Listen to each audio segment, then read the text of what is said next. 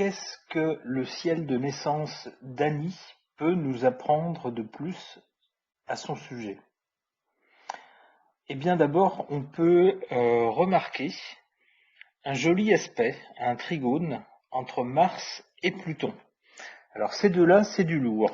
Mars, c'est la planète de l'affirmation de soi par l'affrontement. On affronte la réalité, on affronte l'autre et on se clash pour s'imposer, pour imposer sa personnalité et se frayer un chemin.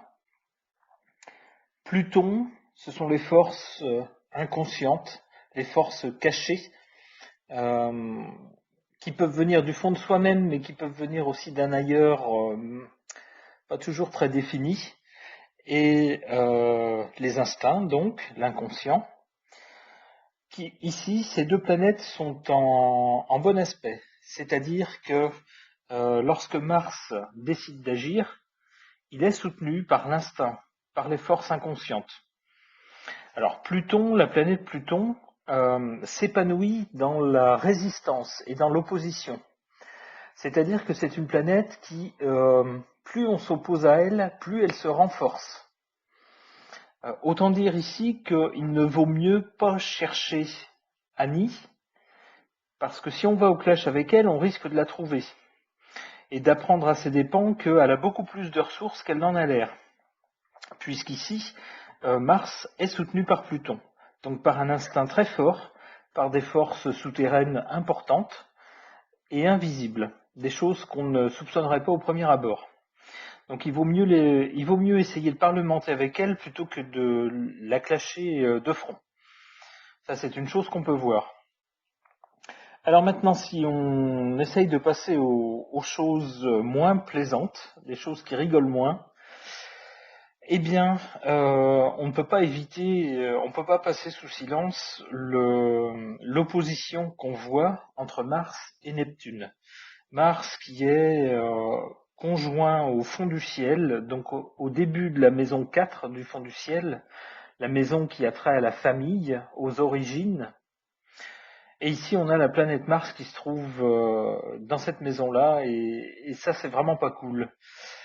C'est au mieux, ça serait l'indice d'une famille d'origine dans laquelle on n'hésitait pas à se défier, à se prendre la tête. Peut-être, ça peut vouloir signifier une présence de militaires, mais c'est surtout l'indice de conflit dans la famille d'origine. Et ici, cette planète est directement opposée à Neptune, qu'on a vu tout à l'heure, Neptune qui a la forme d'un trident avec une petite croix en dessous, qui est proche du milieu du ciel, et donc qui se trouve dans le secteur qui représente la vie à venir, ce vers quoi on va, ce qui nous attend dans la vie.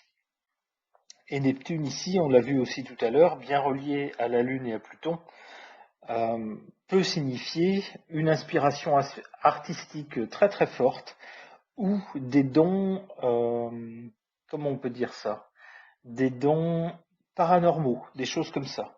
Et ici, les deux planètes sont en conflit. On a l'impression, ça donne l'impression que Mars, dans la famille d'origine, s'en est pris violemment à ce côté-là d'Annie, à tout ce qui est dons paranormaux ou son côté artistique, qu'il y a eu un clash de ce côté-là. Autre chose aussi qu'on ne peut pas ignorer, qui n'est pas très réjouissant dans le thème, c'est si on regarde la maison 6, qui commence à, on va dire, à peine 10 degrés du Cancer, et qui se termine par le descendant, et on voit que cette maison contient Saturne, qui est dans le signe du Cancer. Alors le signe du Cancer, donc, cette maison 6, signe le quotidien, mais signe aussi la santé.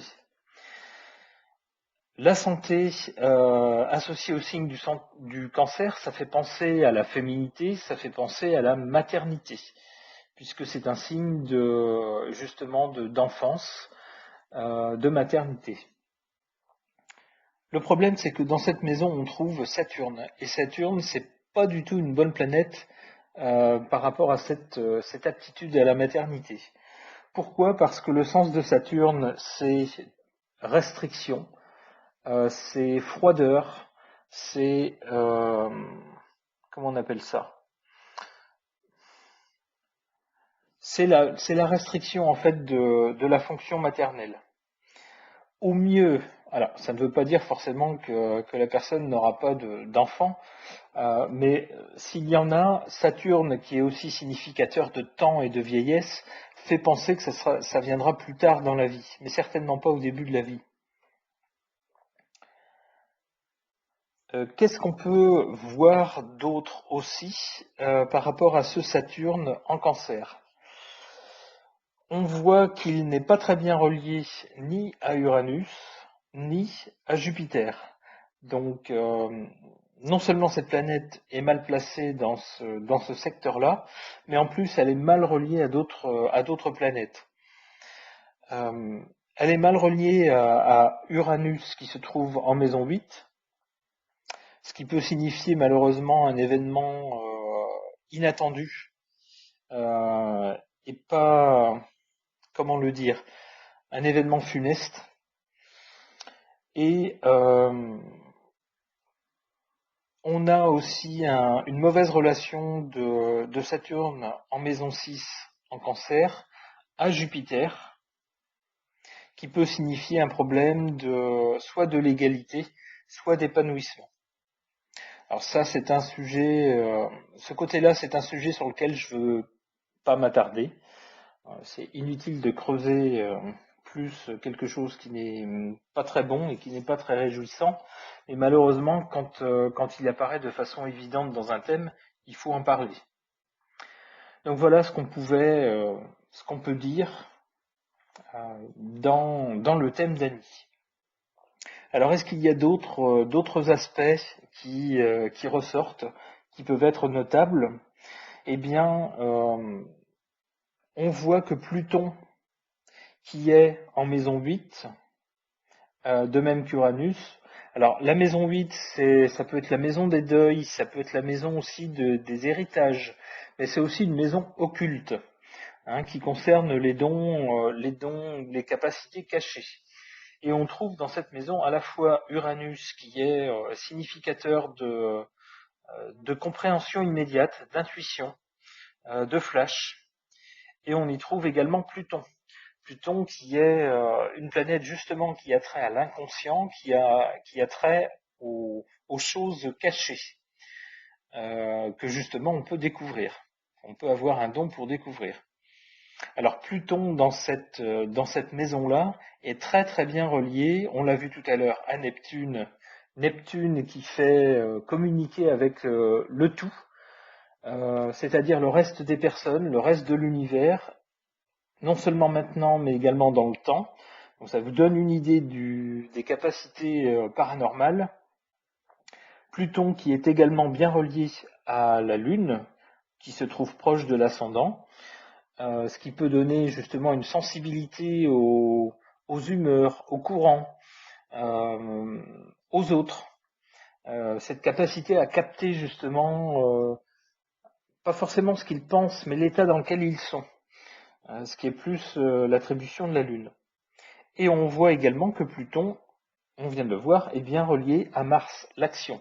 C'est-à-dire qu'ici, ces dons ou ces capacités peuvent,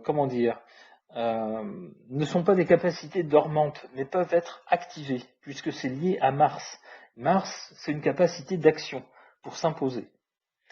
Donc, si cette personne doutait de ses dons, on ne peut que l'encourager dans ce sens. Et je pense, avec cette dernière explication, avoir fait à peu près le tour du thème d'Annie.